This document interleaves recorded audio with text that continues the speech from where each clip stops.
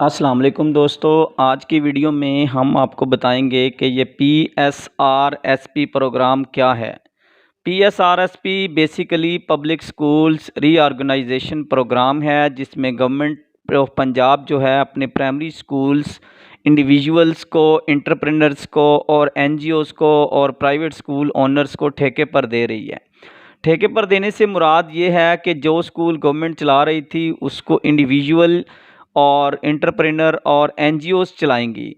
उसके बदले में उनको क्या मिलेगा, जितने स्टूडेंट्स भी उस स्कूल में होंगे पर स्टूडेंट 1200 रुपये के हिसाब से उनको मिलेंगे, और जितने वो न्यू एडमिशन्स करेंगे वो भी 1200 रुपये पर हेड उनको दिया जाएगा।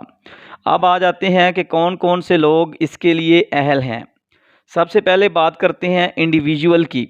अगर आप इनफरादी तौर पर अप्लाई करना चाहते हैं तो आपकी कम से कम क्वालिफ़िकेशन MA या MSc या इसके इक्वल होनी चाहिए, यानी कि 16 साल तालीम आपकी होनी चाहिए, तो फिर आप इसके अहल होंगे। और इसमें एक और कंडीशन ये रखी गई है कि अगर आपको अभी तक 7 साल कंप्लीट नहीं हुए MA या MSc किए तो आप इसके लिए एलिजिबल नहीं हैं, तो आपकी जो एप्लीकेशन है वो रिजेक्ट कर दी जाएगी।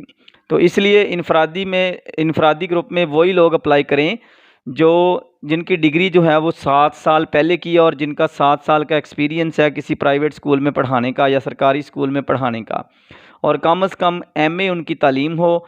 और उसके बाद जो है आ जाएं आप ग्रुप की तरफ। दूसरा जो इसकी कैटेगरी है वो एंटरप्रेन्योर्स। उसमें 3 बंदे मिलकर एप्लीकेशन दे सकते हैं। उनके लिए रिक्वायरमेंट ये है कि एक बंदा जो है वो MA होना चाहिए, यानी कि MA या MSc होना चाहिए, और उसका कम से कम एक्सपीरियंस 3 साल का होना चाहिए। या आप यूँ कह सकते हैं कि उसकी डिग्री जो है वो 3 साल पहले कंप्लीट हुई होनी चाहिए, और उसके साथ जो साथी 2 मेंबर्स हैं वो BA भी होंगे तो चल जाएंगे। तो इस तरह वो ग्रुप में अप्लाई कर सकते हैं। इसी तरह प्राइवेट स्कूल ओनर्स भी इसके लिए अप्लाई कर सकते हैं। उनकी रजिस्ट्रेशन जो है वो कम से कम 5 साल पहले की हो। और इसी तरह PEF और PIMA वाले जिनके स्कूल हैं वो भी इसमें अप्लाई कर सकते हैं, NGOs भी कर सकती हैं। और जब अप्लाई हो जाएगा तो उसके बाद मेरिट कैसे बनेगा।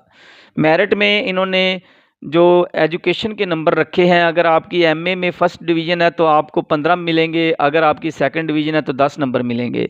इसी तरह BA में भी अगर आपकी फ़र्स्ट डिवीज़न है तो आपको 15 नंबर मिलेंगे, अगर सेकंड डिवीज़न है तो 10 नंबर मिलेंगे। इसी तरह आप आ जाएँ इंटरमीडिएट में, तो वहाँ भी आपको फ़र्स्ट डिवीज़न के 15 और सेकंड डिवीज़न के 10 नंबर मिलेंगे। और मैट्रिक में अगर आपकी फ़र्स्ट डिवीज़न है तो आपको 10 नंबर मिलेंगे, अगर सेकंड डिवीज़न है तो 7 नंबर मिलेंगे। और 10 नंबर जो है वो MA के रखे गए हैं, और 5 नंबर जो है वो BEd के रखे गए हैं। अगर आपका MA है तो आपको 10 नंबर मिलेंगे, अगर आपका जस्ट BEd है तो 5 नंबर मिलेंगे। और 10 नंबर जो हैं वो इसमें तहसील के रखे गए हैं कि आप जिस तहसील से भी ताल्लुक़ रखते हैं उसी तहसील में अप्लाई कर रहे हैं तो आपको 10 नंबर मिलेंगे। अगर आप उस ज़िले में अप्लाई कर रहे हैं, तहसील आपकी और है, तो आपको 5 नंबर मिलेंगे। और इसके बाद अगर आपका MPhil है तो आपको 5 नंबर मिलेंगे, अगर आपकी PhD है तो आपको 10 नंबर मिलेंगे। इसी तरह एक्सपीरियंस पे भी नंबर रखे गए हैं। अगर आपका 3 से 8 साल का एक्सपीरियंस है 5 नंबर मिलेंगे, 8 से 15 है तो 10 नंबर मिलेंगे, और अगर 15 से 25 साल का आपका एक्सपीरियंस है तो आपको 15 नंबर मिलेंगे। तो अब इसकी एप्लीकेशंस ऑनलाइन हो रही हैं, तो जैसे ही आप अप्लाई कर दोगे उसके बाद इसकी स्क्रूटनी की जाएगी, मेरिट बनेगा। उसके बाद PEF की वेबसाइट पर कामयाब उम्मीदवारान के नाम जो हैं वो लगा दिए जाएंगे। अगर कोई दोस्त मज़ीद कुछ पूछना चाहता है तो वो कमेंट सेक्शन में पूछ सकता है। Thank you for watching my video.